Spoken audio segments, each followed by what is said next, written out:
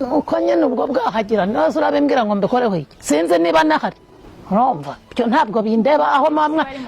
ariko ikintu cyanyu kinshimisha mukagenda mukakamanika bakamanza kubataganyuza mwizona mwarangiza mukaza muza gutura ababyeyi ibibazo mwamugira ngo bigende gute Damayi uramenye ako kantu ni kabi nkubwo urimo urambwira ngo Davis yaguteye inda ngo nkore iki ngewe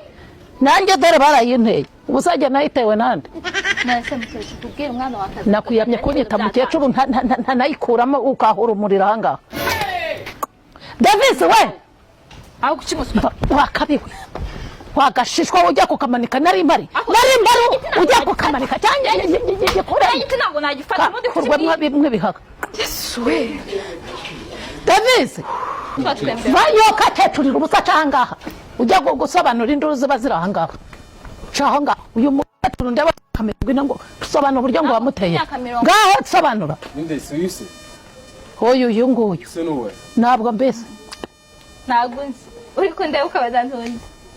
imbere nyagakuru wawe ntabwo nzi kunkanurira nk'intuza nk'idubi rishotse uranzi nta soni sobanura umwana ni umugisha aho bigeze ahangaha nta kibazo jyewe ntabwo bindeba ufite umwuzukuruza mama sawa rero yewe wowe nta mwuzukuru mbonyemo ahubwo ni urusyamete ugize ngo iki ni n'umutubu ahubwo wowe nta mwana umwe umva ntagire ubugambo nongera kumva gisobanura gakecuru ubusa sobanura aje ahangaha ni hano niho haba umuhungu wonyine umuntu ndusha imyaka 10 ntabwo mbizi sobanura ibyo sobanura igirayo yari atamwigirayo ntajya kubamanurira ahubwo byo ntabwo bindeba mwigirayo cyangwa tokoze